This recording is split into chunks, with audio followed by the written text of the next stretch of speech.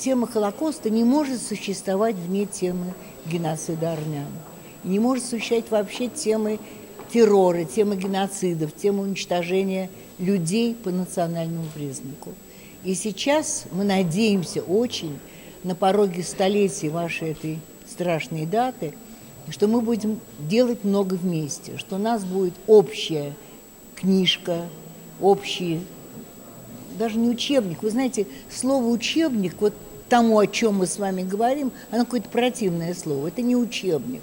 Это такое общее размышление об этой страшной трагедии Холокоста и страшной трагедии армянского геноцида. В Армении накоплен огромный опыт преподавания геноцида. И издание этой книги – это первый этап, и наш семинар здесь, для взаимного обогащения теми методами, приемами исторической информации, которые связывают трагедию наших народов.